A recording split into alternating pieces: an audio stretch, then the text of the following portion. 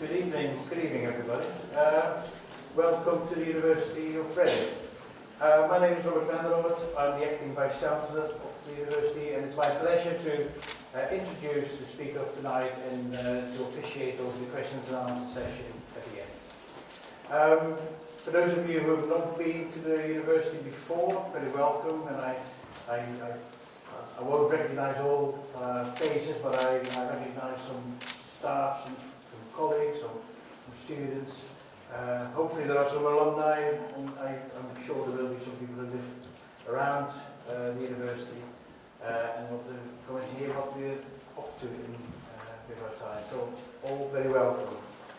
Now it's my pleasure to introduce tonight's speaker to you, Dr. Faith Orchard.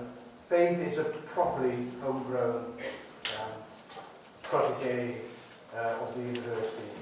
She undertook a BSc and a PhD here at the university in psychology. And in 2016, she got a great honour of being presented with the John R. Dissertation Award. It was awarded in New York by the Association of Behavioural and Cognitive Therapies for a PhD thesis, which was entitled "The Clinical Characteristics and Cognitive Basis Associated with Adolescent Depression."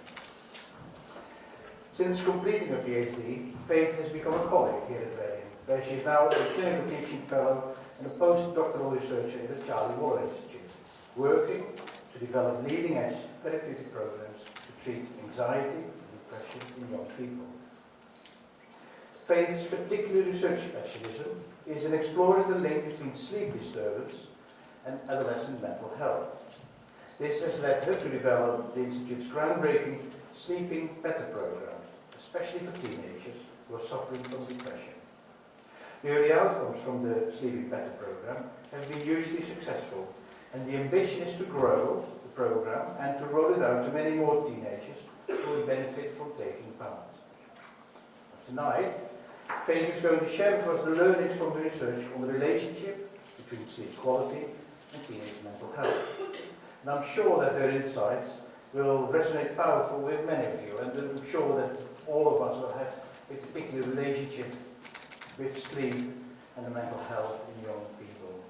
So I have no doubt that you will find Faith's talk fascinating, and I'm delighted to welcome her to the lectern. Ladies and gentlemen, please welcome with me Faith Orchard.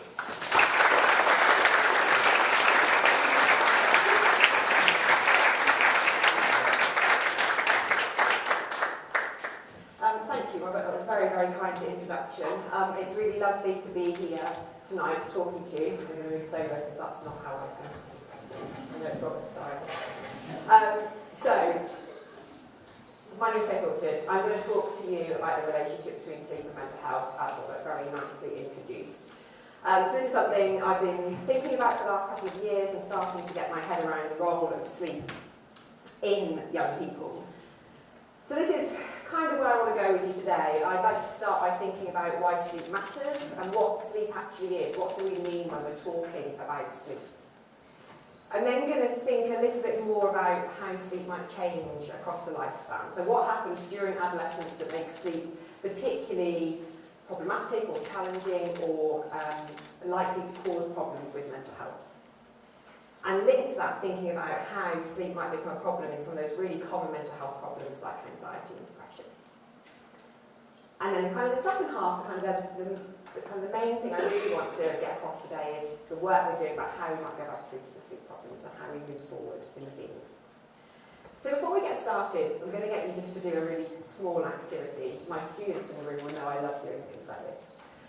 So I'd like you, by a show of hands, to tell me how many of you, at some point in your life, have had a bad night's sleep. Brilliant, hands down. You're a nice, easy crowd to work with. Okay, second question, only other question actually. Some of you in the audience will have persistent problems with sleep, and I don't doubt that probably is the case for a lot of you. But I'd like you all to imagine that you've had a few weeks, perhaps even a couple of months, where your sleep's been pretty bad most nights. So, second question, by a show of hands, I'd like you to tell me how many of you in that situation would be quite happy to go and tell a friend or a family member or even a GP that your sleep's been bugging you. Good, hands down. Thank you, that's brilliant. So that really nicely raises the first point I want to mention about sleep, which is that sleep is a really easy thing to talk about, to discuss, to understand. We all know what it's like to have a bad night's sleep. We've all been there. We know that we feel grumpy or irritable. We don't want to talk at work. We might shout at our friends or our colleagues. Actually, I met with Robert a couple of weeks ago to talk about this work, and he said, oh yeah, we're all experts in sleep, aren't we? So that was a really, really nice way of describing it. We are. We're all experts. We spend a significant proportion of our lives asleep, so we get it. But what's particularly useful about sleep in terms of mental health is that there's not the same level of stigma attached. So we are still in a position where there is a difficulty with mental health, and we do find it hard to talk about it. And young people find it hard to talk about it. So I thought this was really interesting. Some of you might have heard of Time to Change, which is a charity that are working towards improving mental health stigma. And this quote was on their website. 28% of young people with mental health problems told us that negative reactions from others had made them want to give up on life. Now, I work in mental health and I know how much of a problem it is, but to me, this statement was still quite harrowing. And we are moving forward, we are making massive, massive steps into making it easier to talk about mental health, but it is still difficult. And whilst we're in the situation where it is difficult and young people find it hard, sleep is one of the ways that we can start that conversation, because it's just easier. It's easier to go into school and say, I had a really crap night's sleep. It's quite hard to go in and actually say, do you know what, I'm having a really tough time, I'm feeling really low at the moment. So it opens up that conversation. So, what is sleep? So I asked friends, family, colleagues to answer this question for me. I said, can you tell me how you'd answer this question? What is sleep? I've changed names and tweaked ages slightly so they're all anonymous. There are some people in the audience I know who are on the board tonight. But what I think is really lovely is that you kind of get to grips with the fact that the younger generations just kind of have this concept that sleep happens. You just lie down and you go to sleep. I really love, you see Freddie, age 3. Freddie didn't say anything, but he just laid down and pretended to snore. But you do get a sense with the older, kind of the adult ages, that there is this concept about sleep being about repairing, about recovery, about kind of that opportunity to switch off, and perhaps even maybe to heal. And those concepts are right to a certain extent. One of the people I asked to tell me this answer to this question was my dad. And he gave me a very nice answer and flipped the question around to me and said, what would you say? What would you say sleep is? And no one had actually ever asked me that before. I didn't really have an answer. What I did say, in classic scientist fashion, was, well, Dad, we don't really know the answer. Which is completely true. So after decades, centuries of research trying to understand what sleep is, we just don't really know what sleep is or why we do it. But we do know some things, and I'm going to talk to you about those tonight. So we do know what happens in the body and in the brain whilst we're sleeping. There are two processes that help us sleep, or help us to sleep and help us to wake up. So the first one is what we call sleep homeostasis. Now this is a really nice, simple concept where the longer you're awake, the more tired you feel. So you're awake during the day, and as it gets towards the evening, you start to feel ready for bed. And if you don't go to bed at normal time, you feel more and more tired because you're building up that sleep pressure, the need to sleep. So that's the first process. The second process is then the circadian rhythm. So our bodies are kind of controlled by lots of circadian clocks or 24-hour clocks. And sleep is one of the things that is controlled by that 24-hour clock. So what happens is when it gets to whatever your kind of normal bedtime is, so say 10:30, 11 p.m. at night, your body is ready for sleep. It's been building up to sleep. The hormones that help you sleep have been released up until that point.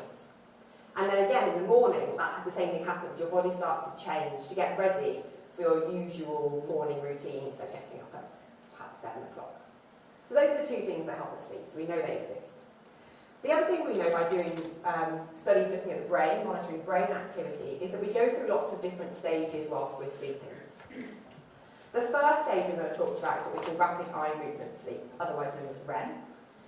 Now, REM sleep is the weirdest sleep stage that it exists. It's very, very strange to look at. If you look at it in a graph, you can perhaps see a little bit of REM at the bottom. It actually looks very similar to when we're awake. So we're very active in our brains whilst we're in REM sleep. It looks like when we're awake. Also, as the name might suggest, the eyes dart around really quickly when we're in REM sleep, and you can see that in someone who's in the middle of a REM sleep or REM cycle. So REM is when we're most likely to dream. And what's quite interesting about REM sleep is from quite early in life, so around infancy, we also become paralysed during REM sleep. Now the theory is that it's so we don't act out all our dreams, because that wouldn't be particularly productive whilst we're sleeping. But we become paralysed in that stage. So the rest of the stages then are all kind of clustered together into non-REM sleep, and that's everything else. And that's kind of the more typical, the more normal stages of sleep. And they are purely just distinguished by how light or how deep your sleep is. So N1 is the really light stage of sleep, N3 is the deepest stage of sleep. So what happens is during the night, we have different cycles, well, multiple cycles throughout the night. And the cycles go through those different sleep stages. So as adults, our cycles tend to last a minimum of about 90 minutes. And during those 90 minutes, we'll go through all of those different sleep stages. But what's also really interesting is that during the night, the amount of time we spend in each sleep stage also changes. So at the start of the night, we spend a lot of time in really deep sleep, kind of immediately get immersed straight into deep sleep. And as the night progresses up towards the morning, we spend a lot more time then in REM, a lot more time in the lighter sleeps, and a lot more time dreaming. So we know that this happens. This is fairly standard for pretty much everyone during the night sleep. But why do we sleep? So I told you what happens. And the answer just is that we don't really know. So every single animal in the animal kingdom spends a significant proportion of their life unconscious and vulnerable, but we just don't really know why they do it. And quite famously, Professor Alan Rechtschaffen, who's based over in Chicago University, back in the 70s said, if sleep doesn't serve some vital function, it's the biggest mistake evolution ever made. And it's absolutely true. We kind of spend this whole portion of our life, we could be doing things, we could be working, we could be hanging out with our friends, we could be going to parties, but we don't, we're asleep. And there must be a reason why it happens. So there are lots of theories about why this happens, and that's kind of the best we can do at the moment, is come up with some suggestions as to what occurs and why it might occur. So originally people came up with evolutionary theories, and these were fairly simple along the lines of we're conserving energy, we're protecting ourselves from danger. There was quite a lot of contradiction to those theories, and they're generally not the strongest beliefs now about sleep. So the next three theories on the slides are a little bit stronger, they have a little bit more weight to them. So the first one is the restoration theories, and this one really is what kind of most of those quotes were that I gave you earlier. So this is people saying, resting, recovering, cells recovering, so evidence of hormone release during the night, evidence of cell reproduction, that kind of thing. We know these things happen. The other theories are perhaps a little bit different, and these are much more about our thought processes, our cognitions. So there is some evidence to suggest that whilst we're sleeping, we learn things, we develop our memories, but also we can forget things. So things that we don't really need anymore, we can forget those during the night. And linked to that information and memory processing, there's also evidence that our emotions can be recalibrated whilst we're asleep. So for example, if we've been through something really traumatic, really challenging, and our emotions are quite intense about that, whilst we're sleeping, those emotions can be reduced gradually over time. So it looks like there's something about the intensity or the distress or just the kind of strength of those emotions that can be changed whilst we're sleeping. Chances are all of those theories probably are correct, and they're all playing a role and all happening whilst we are asleep. Okay, so let's think about adolescent sleep then. What happens during adolescence? How much sleep do they need? So for any individual, how much sleep we need really just varies between who we are. Every person is different. There's not really a clear right or wrong answer. What we do often see is that people tend to fall into one of two camps. They're either the owls, the people that want to stay up late, they want to have a lie in the morning, or they tend to be more the larks, the people who like the early nights and the early starts. But usually people tend to be more towards one or the other. But amount of sleep is just something that will differ from person to person. There are, however, recommendations or guidelines as to what, for each different kind of age group, we would want somebody to be getting to be recovered and feel rested in the morning. And for adolescents, the recommendation is about 8 to 10 hours sleep a night. However, research seems to tell us that less than a third of teenagers will get 8 hours sleep. Now, there's a number of reasons for this. Adolescence is quite a complicated time, and there's a lot of things that contribute to sleep. And this led one researcher to describing adolescent sleep as being the perfect storm. And that's because there's a number of factors that are all chucking complications in during adolescence to make sleep really, really tricky. So I'm going to talk you through some of those factors. There's 3 factors I'm going to talk to you about: biology, psychology, and kind of the society, the more cultural stuff. So we think about biology first. As I'm sure you're all aware, lots is changing whilst we're teenagers, whilst we're moving into adolescence. Physically we're changing, the brain's developing, our body starts to look different, puberty starts to kick in, and that's kind of a complication that we all have to juggle at that age. But there's one particular biological factor that really matters for sleep. So when we turn into teenagers, that circadian clock that I mentioned earlier, the thing that tells us to go to sleep at 10 o'clock or 11 o'clock, it gets pushed back during adolescence. So every adolescent, that circadian clock moves backwards. And it means that they aren't tired until a lot later at night. So we're talking more in the ballpark of about midnight rather than 10 o'clock. And that is just natural. That's a natural change that happens during adolescence. When we move into adulthood, we kind of shift back to the normal circadian clock again. So something quite unique in that adolescent period. Psychologically, things also changing. So we're becoming more independent. Our friendships are becoming really important to us. We might be developing romantic relationships. Also in modern times, we've got young people juggling social media. So they're being on their phones, going on Twitter, going on Facebook, going on Instagram. And those things as well chuck in another complication. So when we're getting a little bit older in adolescence, we're probably wanting to hang out with our friends at night, or go on online gaming, or go on Twitter or Facebook in the evenings. And again, that's kind of contributing to our natural shift towards wanting to go to bed later. The final factor then is about society, really. So there's a couple of things I wanted to mention here. First one, which probably a lot of you know, caffeine interferes with our sleep. So if we have coffee or Coca-Cola later at night or in the late afternoon, it's probably going to interfere and make it harder for us to sleep. And because of that independence during adolescence, adolescents have a lot more control over their diet and what they're consuming, possibly they're thinking about some of those consequences. So it's possible that they're starting to have these things, going for coffees after school with friends, having Coke in the evening, perhaps more than they would have done when they were children. The real big societal factor, though, is about school. So I've told you that we have this circadian clock that means we're not tired until midnight. We probably don't want to get up until 9 a.m.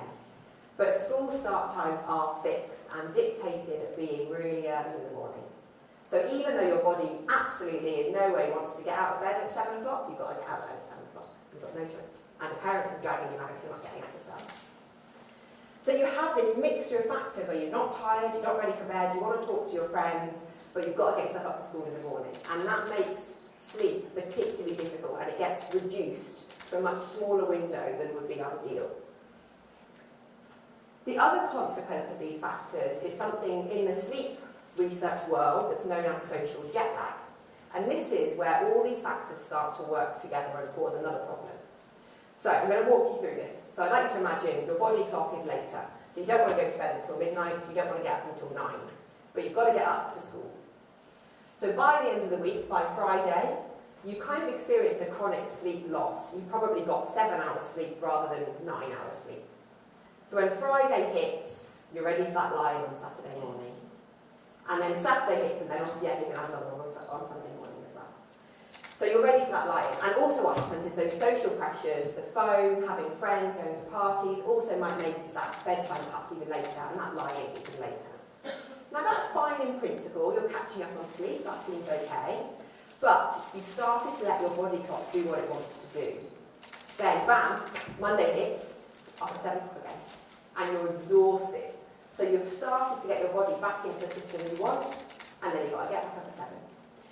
And the consequence for the teenagers is that they start to get this effect of jet lag, where they're just not, their bodies aren't doing what they want to do, and every week you're moving backwards and forwards between different time zones. And not only is it jet lag, but it's the worst kind of jet lag. It's going from New York to London, not London to New York. So you're going the wrong way, your body's shifting in the wrong direction. And this causes a particular challenge during teenage years. Okay, so I'm going to just take a step away from sleep for a minute and just think a little bit about some mental health topics for you. So I've just explained why sleep is particularly challenging during teenage years, but we know as well that it's a particularly risky time for the development of mental health problems. So you might be able to see on the graph, but around kind of mid-adolescence, early adulthood, the likelihood of developing depression, the likelihood of developing anxiety or schizophrenia, all those things, it all increases. You're more likely to get it at this age. So we're particularly vulnerable during this time. Now, Fiona Neal, who you might know of, she's an author and a journalist. In her book, The Good Girl, she described teenagers as having Ferrari engines with Fiat brakes. I think that's a wonderful quote. I love this quote. Now, I'm going to tell you why that is. It's actually a very, very clever quote, and it's all to do with brain development. So, the brain develops a lot during childhood and adolescence, and actually it continues to develop all the way into the 30s. We know that now. So still, for lots of you in the audience, the brains are still developing. During adolescence, there's two key regions that are developing quite substantially. So the first one I want to mention is the prefrontal cortex. Now, the prefrontal cortex sits just behind the front of the brain, and it's the area of the brain that's associated with quite complex cognitive functions. So this is things like making decisions, dealing with social interactions, inhibition, so stopping yourself from doing something that you probably shouldn't be doing. Now, at the same time as the prefrontal cortex is developing, the limbic system is also developing. Now, the limbic system sits right in the middle of the brain, and the limbic system deals with our emotions. And it also deals with risk-taking and that kind of the reward you get from doing something exciting or new or risky. Now, the problem comes that these two brain regions develop at different speeds. So the limbic system develops a lot quicker. So that excitement, the rush of the emotions, the rush of taking risks, that kind of like, oh yeah, this is the best thing I've ever done. That's firing away, you're feeling great about life. But the prefrontal cortex hasn't caught up. So the prefrontal cortex can't kick in to make you go, okay, hang on, maybe this isn't the most sensible thing I've ever done. So you're doing all these things, you're trying to kind of soak up that emotion, that reward, and the emotion's so intense and you can't kind of bring yourself back to earth and kind of rationalise what's going on. But you can see that for people where the emotions aren't the positive emotions and they're actually the more negative emotions, that that's a real challenge. Sadness can be really intense. Feeling low, feeling emotional in a kind of that negative way can be really difficult. And we can't kind of rationalise what's going on. Okay, let's jump back to sleep. So, I've talked about what sleep is, but when is it a problem? So, there's so many sleep problems that we could be here forever. There's hundreds of recognised sleep disorders. But for the purpose of today, in the context of common mental health problems, I'm going to mostly talk about insomnia. So insomnia is when we don't get enough sleep. So it might be that we can't fall asleep, it might be that we wake up too early in the morning, it might be that we struggle to kind of stay asleep during the night and we wake up lots. Hypersomnia is something that we often think of teenagers as having. Now, hypersomnia is the flip side, so that's sleeping too much. But hopefully, from what I've just talked to you about, actually, it should be fairly clear that hypersomnia is really quite uncommon in teenagers because they just don't have the option to sleep too much because they're not tired at night and they're forced to get up in the morning. Then they might want those lie-ins, they might have naps after school, they might want to sleep at the weekends, but chances are they're probably not getting too much sleep because their bodies just won't let them. So we're mostly looking at insomnia in this age range. There's lots of other sleep problems as well, so things like sleepwalking or night terrors. I'm not really going to go down that route today, but there's lots of information out there if you want to know more. So let's think about mental health problems in young people. How does sleep play a role? Now, I don't expect you to read all this, I'm going to point out the relevant bits, so don't worry. But, so this study was published last year. This was a study of adolescent depression, looking at how do we treat adolescent depression. Now, what they did was they recruited young people from mental health services across the whole country. So over 465 young people took part in this study. And they were assigned a treatment, and the purpose of the study was to find out which treatments worked the best. But one of the things they reported as part of the study was which symptoms of adolescent depression were the most common. So this is a table of the symptoms of all those young people that took part. And it's a rank-ordered table. So that means the symptom at the top is the most common, and the symptom at the bottom is the least common. Now, the one I want to point out is right at the top, is sleep disturbance. So amongst young people with depression coming through the normal NHS mental health service route, the most common symptom was a sleep disturbance. Now that's more common, if you can read it, than depressed mood, which was underneath. So you're more likely to have a sleep disturbance than to be sad when you're depressed. And the percentage as well, which again you probably can't read across the whole sample, 92% of the teenagers in the study had a sleep disturbance. Now for most of those young people that was insomnia. So you kind of get the scale of how big this problem is when you start looking at mental health problems. But how does that compare to other problems? We're not just going to talk about depression, although that will be the main focus of today. So I'm working on a study at the moment. We're doing it here, but also in collaboration with a very brilliant sleep researcher at Goldsmiths called Alice Gregory. And we're working on a study which some of you might be familiar with, called the Avon Longitudinal Study of Parents and Children, or ALSPAC. Now, ALSPAC is probably more famously known as Children of the 90s. So Children of the 90s is quite often on TV, because it's quite an incredible piece of work. So this started back in the early 1990s in the Bristol area. And what happened was the university there set up this huge study, and they recruited over 14,000 pregnant mothers to take part in the study. And what they did was they followed up those mothers and their children and fathers and siblings for years, decades. In fact, actually, they're still following them up today. So the children are now 28. And it's an incredible resource, and they've looked at a whole host of things that matter in child development and problems that develop as we turn into teenagers and adults. So for me, the thing I'm really interested in, obviously, sleep. And sleep is something that they've tracked quite well as part of the study. So one thing that I'm looking at the moment is at 15 years of age, when the teenagers are 15, a subset of them, not all of them, but 5,000 teenagers came into the university and they completed a diagnostic interview which measures what mental health disorders somebody might be experiencing. And they also filled in measures of sleep. So this gave us a really nice opportunity to look at sleep problems in some of those diagnostic groups. So this is something that we've been looking at, which is the proportion of young people that actually describe themselves as being poor sleepers. So the bars are young people with no mental health disorders, young people with anxiety, young people with depression, and young people with anxiety and depression. So what you can see is that young people with no mental health problems, only quite a small proportion of those would describe themselves as being poor sleepers. So they might not be getting that much sleep, but actually for them, there's not many of them that think it's a problem. But you can see it immediately ramps up when we hit the anxious group and the depressed group. So we're falling into the 50% quite easily, a little bit higher for depression. And a huge problem if you've got both anxiety and depression, you're really, really likely to have, or to think that you have a problem with sleep. The other thing that I think is really, really interesting, and we haven't found anything like this before, is actually the role of kind of the weekday, what day of the week it is. So what we found with this work is that teenagers who have anxiety, they describe trouble falling asleep and trouble getting up. And that's a lot worse than the young people with no mental health problems.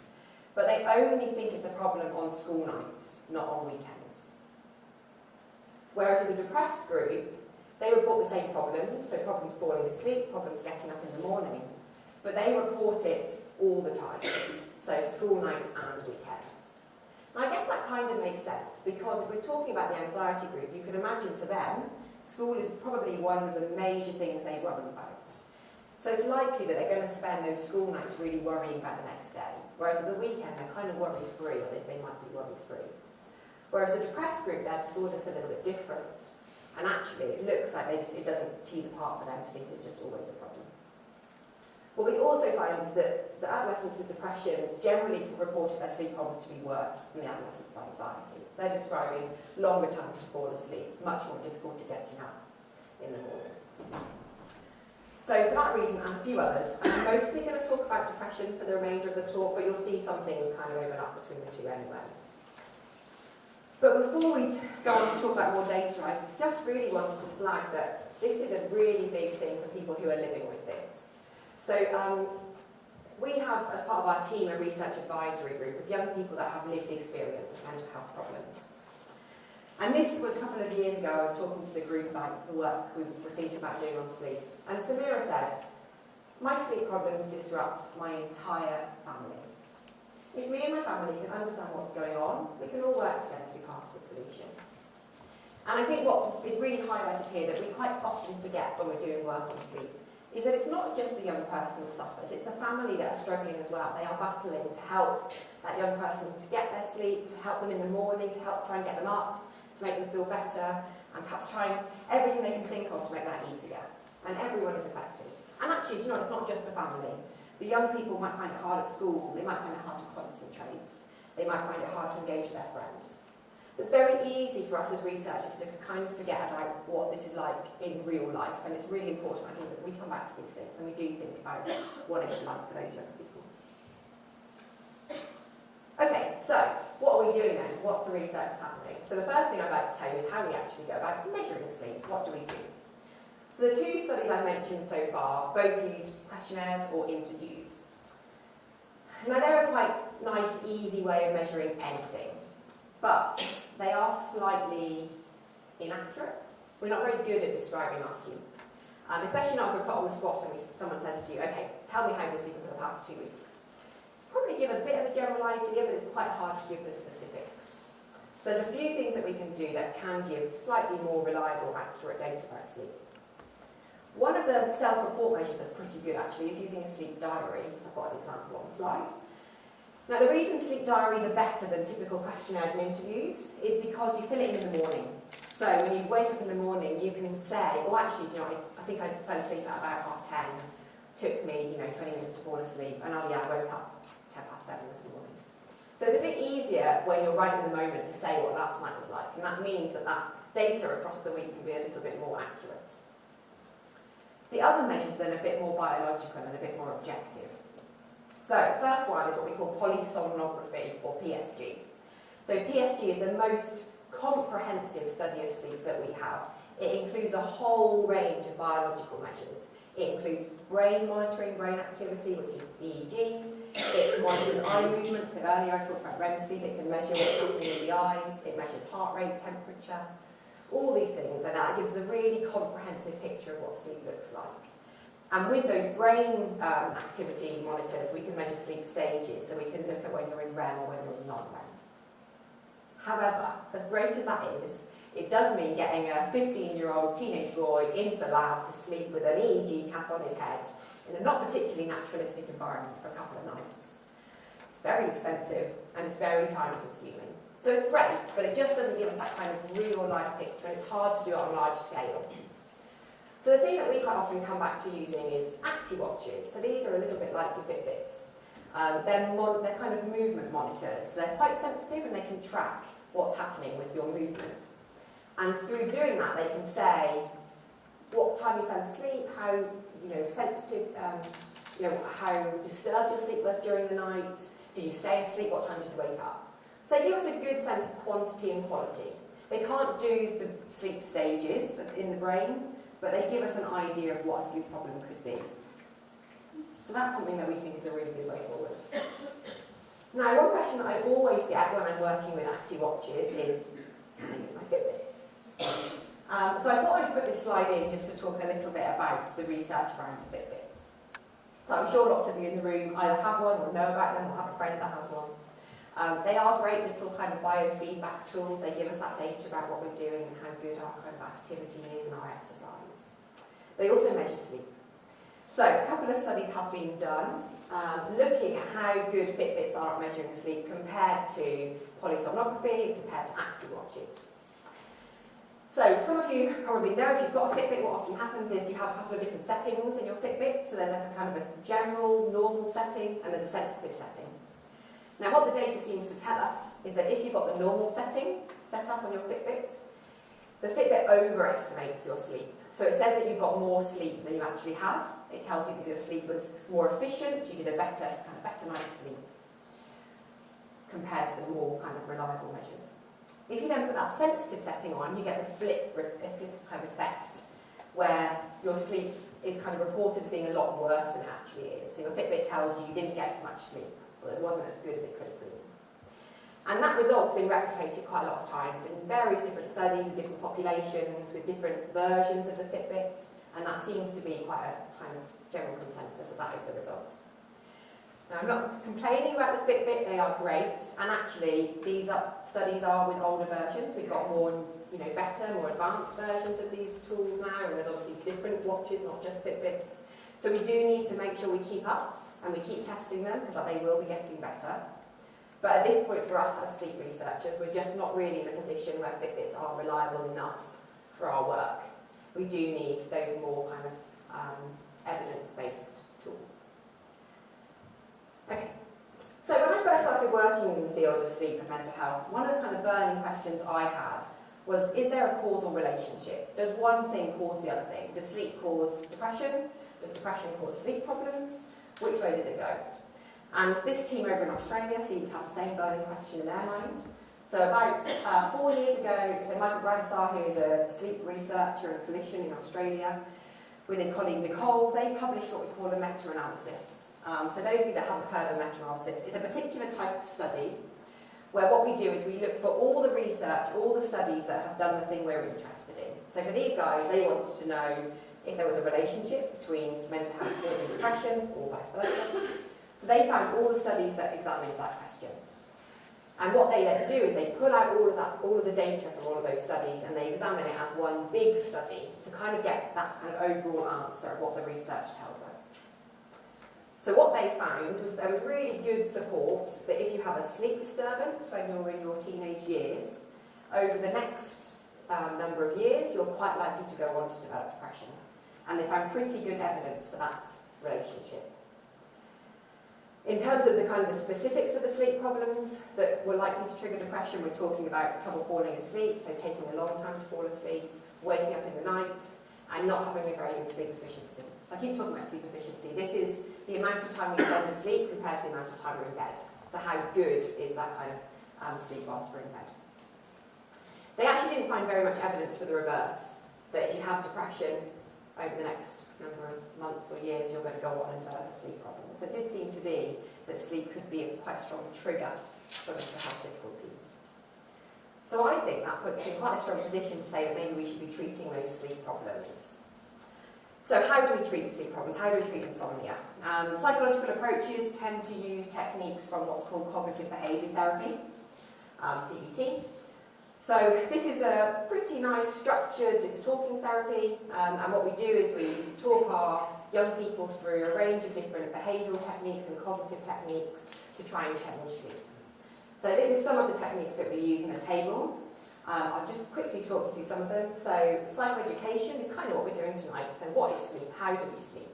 What happens at night time? How do we fall asleep? So explaining some of those concepts. What we then do is get clients to go away and fill in a sleep diary for the next 7 days. Now the sleep diary gives us a really good idea of what's actually happening during the night. So what is the problem that person particularly suffers with? Is it that they find it hard to fall asleep? And if so, how long does it take them to fall asleep? And a really key piece of information we need is how much sleep are they getting on average across that 7-day period. So they come back with their filled-in sleep diaries, and then we can start really targeting the sleep habits. I'm not going to talk too much about thought challenging, but this is essentially the idea that quite often when we're struggling to sleep, we really worry about it. We're constantly kind of stressing about the fact that we're not falling asleep, and we really need to get sleep. We've got this really important thing on at school tomorrow, and oh my god, I've got an exam. Oh, this is a nightmare. And we can start challenging some of those thoughts and get people to try and reduce those worries, because they are just making it worse. They're making it harder to fall asleep. But it's the more the behavioural techniques I really want to focus on. So the first one is what we call sleep hygiene. Now, sleep hygiene is what you can do as an individual to make yourself ready for bed, for sleep. So this is things like getting into a really good routine, so not having caffeine in the afternoons or the evenings, perhaps having a warm bath before going to bed, not going on your phones when you're lying in bed. So we know most of us probably use some technology in the evenings, and that is fine. But if we're using it in kind of that last hour before we go to bed, we're much more likely to find it difficult to sleep because of the stimulation that we're getting from that technology. So we can start changing those things that we do ourselves. We can also start to change our environment as well, so we can think about the bedroom. So simple things again, so keeping the bedroom dark, keeping the bedroom cool, they help. But also setting up a really good association with the bedroom. So for teenagers, what we don't want is for them to be doing all their homework in their bedroom, watching loads of TV in their bedroom, chatting on the phone to their friends in the bedroom. Because what happens is the association with the bedroom then becomes about activities and not about sleep. I know that sounds nice and simple in theory. Obviously, the reality is not. Teenagers want to do those things. And it is fine to do those things if you don't have a problem sleeping. But if you do have a problem sleeping, those things are probably interfering. So we can negotiate around what's feasible. The final technique is then what we call sleep restructuring. And this is where we start to really get into the nitty-gritty of changing someone's sleep pattern. Now, it's a fairly straightforward technique where what you want to do is know how much sleep someone's getting. So I'd like to imagine Martin, he's getting 7 hours sleep a night. He needs to be up at 6:30 in the morning. So what we say to Martin is don't go to bed until 11:30.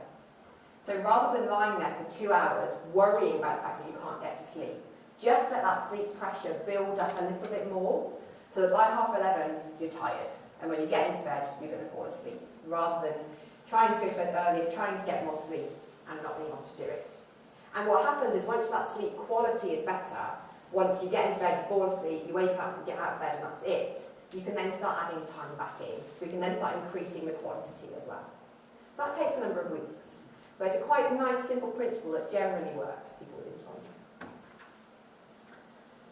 So the next question I had then thinking about this was, okay, we know CBTI works for sleep. Does it have an impact on depression? So we've just had this study published. So this was, again, a meta-analysis. So we looked at all the people who had done this. So everybody who'd done a psychological treatment for sleep and measured effects on depression. So we found 49 studies that had done this. So we extracted all of their data and we ran our own analysis to see whether or not it worked. Did it change depression? The answer kind of is yes, I suppose, the straightforward answer. So we had quite a strong effect of treating depression symptoms with a straightforward sleep intervention. It changed, people's depression got better.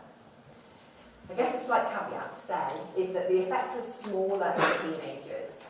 However, only 4 of those 49 studies were done with young people, and none of those studies used young people who had clinical levels of depression. So actually it's going to be a lot harder to see a change in depression if you're not working with a problem that already exists. So we're still pretty optimistic. What we think is that we just need to do more of this work. We need to try this out more in teenagers, especially with clinical levels of depression. So that's what we're doing. So as Robert very nicely introduced at the start of the talk today, we've developed this program called the Sleeping Better program. So it is a version of CBTI, but it's a bit briefer. So generally CBTI is at least 6 sessions, usually more, and that's all face-to-face, weekly with a therapist. And actually, the situation we're now in is that we haven't got a lot of money in the NHS. We're struggling to resource what we're doing, and if we can make things more simple, more straightforward, more brief, that's always going to be a winner. So we've done that. We've tried to condense this and only put in the really key elements. Also, we're working with young people with depression. They don't want to spend weeks or months focusing on sleep. They need to kind of nip sleep problems in the bud and then work on what else is going on for them.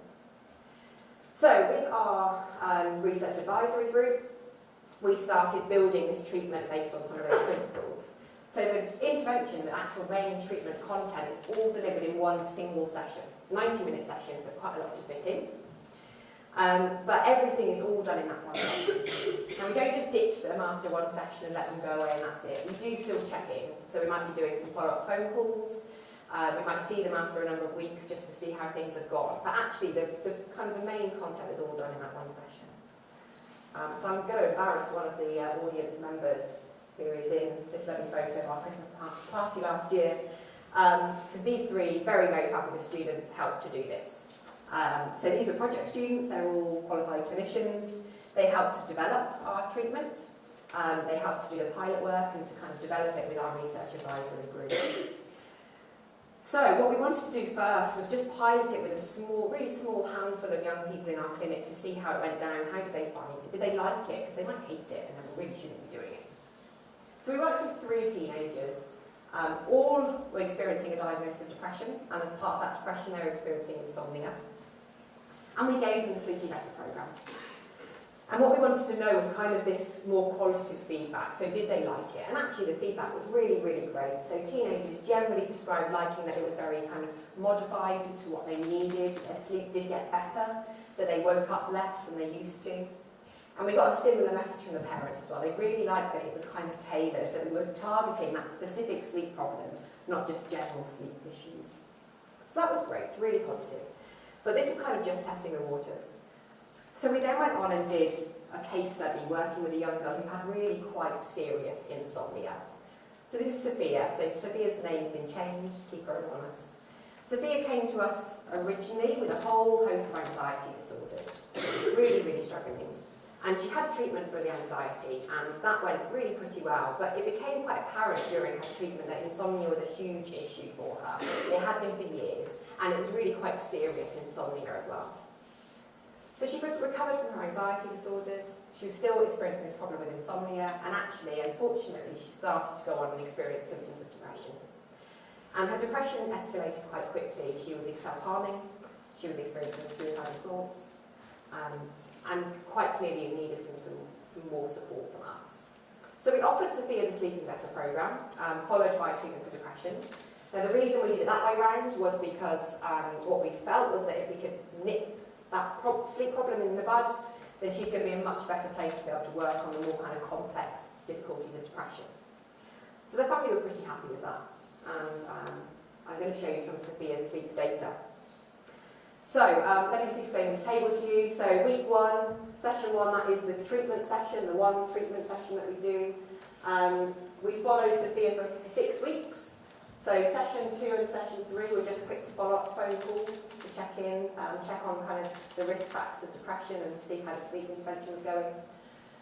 Session 4 in week 6 was a follow-up, so she came back in and came to talk to us about how she got on, and we set her up then for the depression programme. So let's look at the data. So the first row, what we call sleep onset latency, is how many minutes it took Sophia to fall asleep. So before she came to us, that was the week before the treatment, it was taking her on average 2 hours and 20 minutes to fall asleep, which is quite a lot for a teenager to be lying in bed struggling with. And you can see immediately in 1 week, it was taking 5 minutes. And that's just from those simple techniques of changing the way you sleep, changing when you go to bed. And that remained pretty consistent. She had a pretty good time falling asleep in the remaining 5 weeks. Sophia wasn't really having much of a problem with sleeping, waking up in the night. So you can see in the first week she woke up and she was awake for about 25 minutes on average. And again, that dropped off straight away, but not a huge problem for her anyway. But the big thing for me here really is that her amount of sleep actually went up. So like I explained earlier, once the quality's right, we can start adding time back in.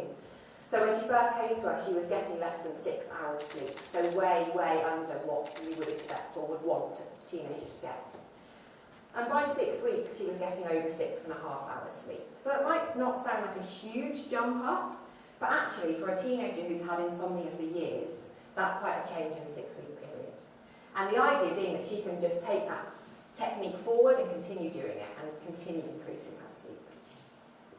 The other thing we're really interested in when working with improving sleep problems is this sleep efficiency thing that I keep talking about. So how much time do we spend asleep whilst we're in bed? And we normally look at this as a percentage. So when Sophia first came to us, her sleep efficiency was around 60%, so really not very good. So while she was in bed, a lot of that time she was awake. But again, immediately by week 2, she was almost up to 100%. Which is brilliant. So optimum is around 85%.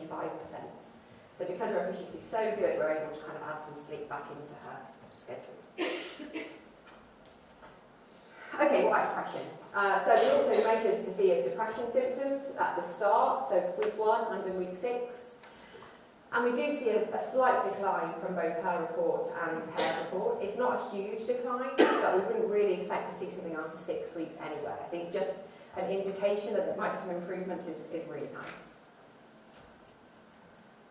So that's really great, so we're kind of working out where we can take that forward. But the other thing we're looking at is, can we do this in a school context? So that's in the clinic, in a mental health service. But can we do this in schools? So actually this week we've just piloted our first sleep workshop in one of the local schools. And we've offered these out to any teenagers who think they have a problem sleeping. So they don't need to have clinical levels of sleep problems or clinical depression. Anyone can come and take part. We're offering parents to come in as well. And again, we're trying to answer the same questions at the moment. Is it feasible? Is it acceptable? So really, really early stages, but we think this might be quite a nice way forward to get us out into the community.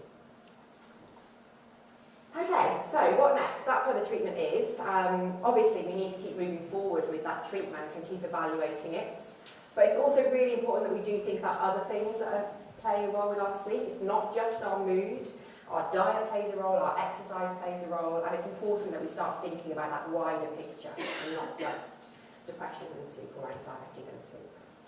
So before I end tonight, I've got one final thing I would like to show you. So this is a transcript from Sophia's sleep treatment. So it's been pre-recorded with different voices, but I'd like just to give you a snippet of what Sophia had to say at the end of her programme. So, how have you been finding your sleep over the last couple of weeks? It feels nice because I'm not like exhausted when I wake up in the morning.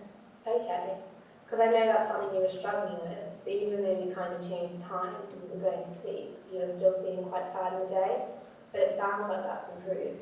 Yeah, a lot better. Yeah, because you haven't been doing any daytime sleeping, have you? No napping or anything. Okay, and how's that been at school? Because I know that you were struggling and you find yourself kind of drifting off at school a bit. How's that been over the last week or so? Yeah, I think it's a lot better than it was. Yeah, okay. So it sounds like the sleep has really sort of improved. Yeah, So how have you been finding your sleep over the last Yeah. couple of weeks? it feels nice She's because still I'm not going. like exhausted when I wake up in the morning. Hang on. Okay. I'm going to try and look like I know what I'm doing now and turn it off. Oh, look, it's worked. Hang on. There we go. That was it, didn't it? So, that's everything I wanted to say. Thank you so much for coming. I just wanted to say a big thank you to, first of all, obviously, all the young people and parents that are involved in the work. We couldn't do without them. And all of the massive team of researchers and students that make this happen. Also, if you are interested in learning a little bit more about sleep, I would definitely recommend going and reading Alice Gregory's book. It's absolutely amazing. It gives a really, really nice overview of how sleep changes across the whole lifespan. And thank you to all of you for coming.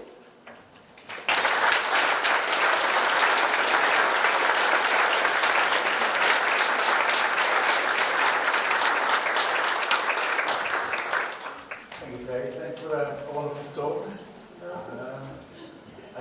I looked back at a few times in the audience and they were all very engaged. And I think it's to do that indeed everybody is a specialist in the subject of sleep, or at least their own sleep. We have about 10-15 minutes for questions, and because you're not specialists, I expect them to be at a very high level. We have two roving microphones, so please wait for them to come, so that people who follow us online, as the session is being broadcast, can also hear the questions. I've got one here at the front.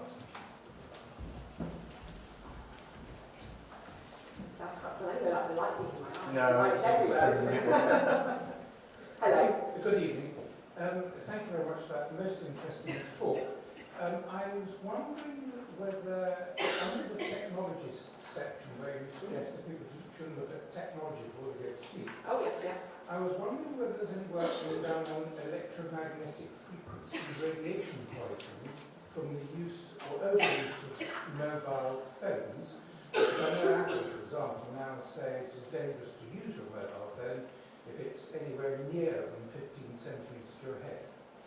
Oh, good question. Funny actually, one of my friends asked me this at the weekend and asked whether we know anything about that. And people don't like often to have their phone on their bedside table anymore, do they?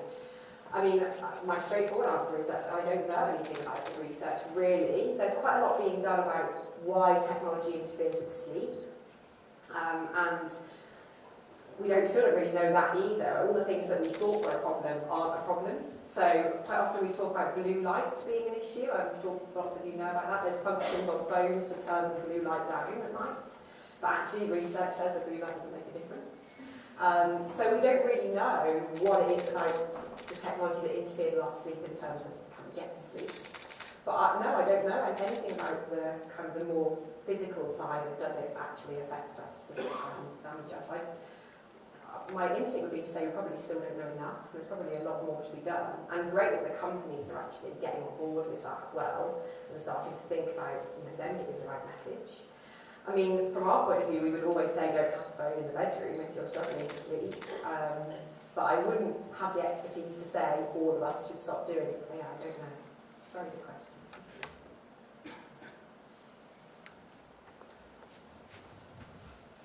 Thank you for a very interesting talk. I would be interested to know, do you think any schools would be interested in piloting changing their Their start times. for teenagers circadian? Oh, that's a brilliant question. So, lots of people have tried, well, research teams have tried. So there's been a couple of quite big studies where, multi-million pound pieces of research where strong teams, people based in places like Oxford, have come up with these great initiatives to push school start times back. It's pretty hard to get a school to agree.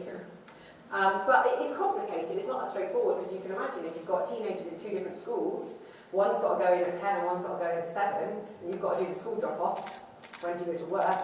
So it is tricky, it's a very hard thing for schools to do. There's a really, really big push in America actually at the moment to do this, a very strong push from the sleep paediatricians to do this, to actually roll out a change at school times. It's just the practicalities of it. But I would imagine there's probably some schools that would be willing to give it a go, and my gut instinct is that it would make quite a big difference. But you kind of there needs to be quite a lot of agreement to move that forward, because like I said, it's very hard if you get one to change and not the other. But, I mean, it's kind of the only way I can see how we can possibly change the problem, because everything else, is we can fix everything else, but we can't change the sleep time, or the time you have to get up. Yeah, brilliant question. Is there any evidence to suggest that drug therapies are viable? I've seen people selling melatonin tablets, and obviously it may not be a flavour of the month in this country, but elsewhere it's quite common. Do you have any idea whether that works? The evidence is that it makes a difference to sleep. Melatonin is the key hormone that changes our sleep, and it's the thing that makes us ready for sleep. So yeah, in theory, you put more into the body, you'll be more ready for sleep. You're right, we can't really get it in the UK, or it's not legal to use it in the UK for that purpose. It is in other countries. I know sleep researchers and sleep clinicians who buy it and use it themselves. Sorry, everyone's rubbing something wrong. There does seem to be some evidence. I think it plays a role. It can play a role in society for helping certain things. But the context of this topic, the problem is they have to take it every day for the whole lesson period. And there's a cost implication and possibly a whole range of biological implications as well that we probably don't want to be getting ourselves stuck into. But yeah, the straightforward answer to your question is that it certainly does have an impact on sleep, and we do use it in some mental health problems. So ADHD, if people are familiar with that topic, melatonin is used typically to help children sleep in those difficulties. So yes, I guess there is some support, but thinking perhaps about the right context in which it should be used. Thank you.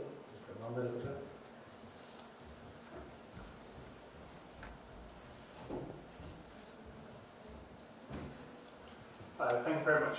It's very informative. I just wondered if you had considered the eventuality that we're kind of in a bit of a lull.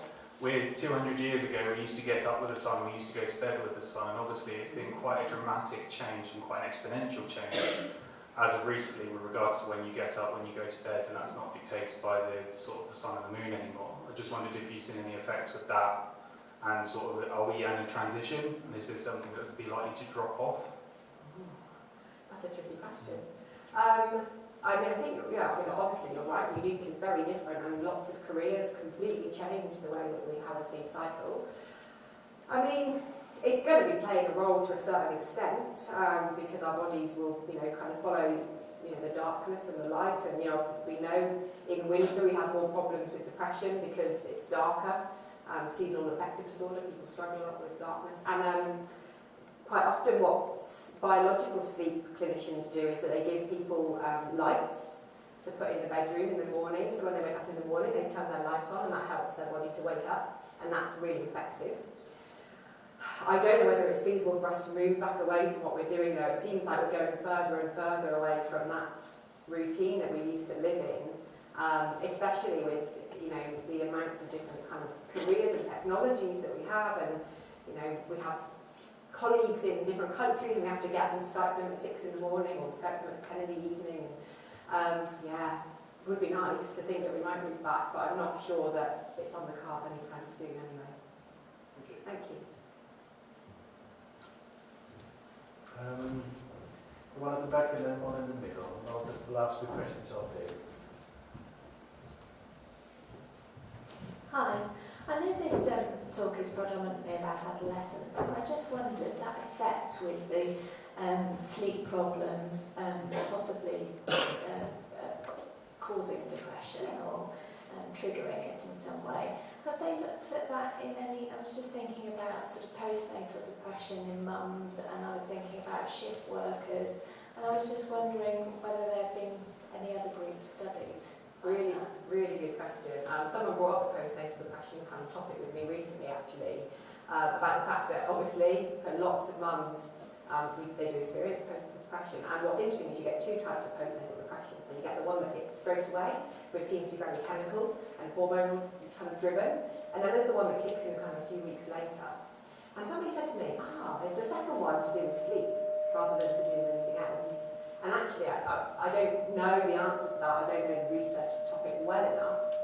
But I think that's quite possible, that that's what's happening. We were so sleep deprived in those first, X number of weeks that's, potentially playing a role. Yeah, it's not really my field, so I don't know loads about the area. I mean, in terms of kind of thinking more about childhood, I suppose, and depression, that sort of thing. Because depression most commonly occurs during adolescence, we don't tend to think about the relationship so much in children. And recently I was wondering whether could we do these sleep interventions with children before they hit adolescence, and then really prevent any of the problems that might happen in adolescence. But the challenge you've got is because the circadian clock doesn't change until adolescence, the children have got kind of a fairly normal sleep cycle that then gets worse as they kind of move into the teenage years. Which is why I think adolescence is a particularly important time to focus on. But yeah, there's a whole range of other things I think earlier on can play a role. There is a bit of work in that study I mentioned earlier, the ALSPAC, the longitudinal study, that has started to look a little bit at postnatal depression. I don't think they've analysed any of the sleep data in relation to it yet. But actually we've got all that in there, so we can look at it quite easily to see the mother's sleep and the infant's sleep, how that might be interfering with postnatal depression. So I'll go and do it. Okay, take a further question there. Thank you for your talk. I was just wondering about the different stages of sleep. Wondering if waking up in different stages can affect anything? It affects how you feel when you wake up. So some of you might have experienced sleep paralysis. I don't know if anyone's had that couple of nods. Sleep paralysis is quite an interesting problem where, because in REM sleep you're paralysed, and you might move into the awake phase without doing it kind of fully. So you end up in this kind of weird middle ground where your body's still paralysed but your mind's woken up. So that is something some people experience in the transition between REM and waking, but most people don't tend to get that.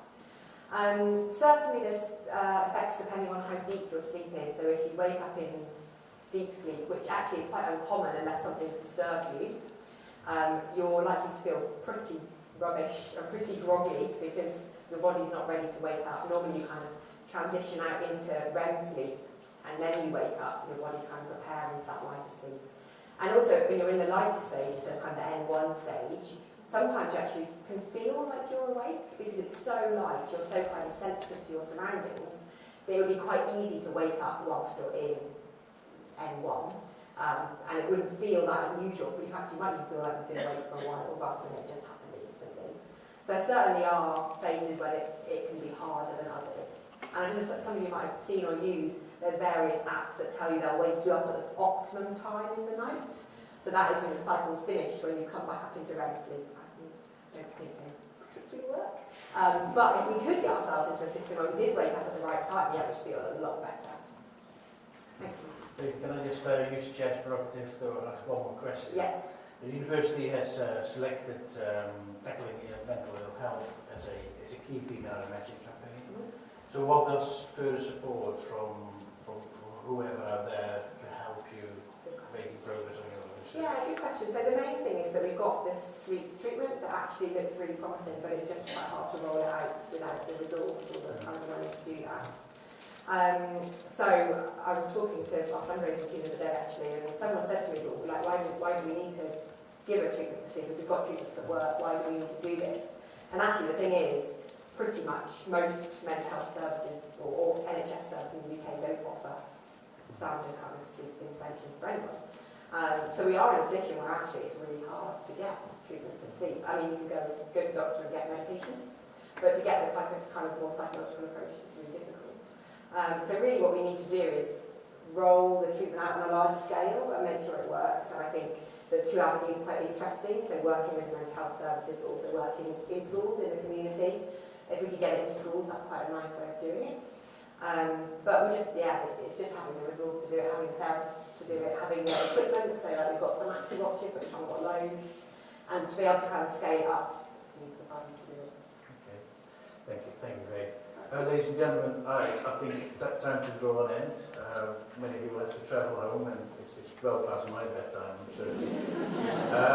But I don't want to let you go till after joining me once more to thank Faith. It was a very interesting talk. I think there is a lot for all of us to learn. I said in the discussion, but the concept of sleep hygiene, to actually think about yourself and how do you get a good night's sleep. But there is clearly an awful lot of more research and deeper research going on that helps particularly adolescents who have complex issues. But for the talk and for the research you do for us, can I ask you once more to join me in thanking you?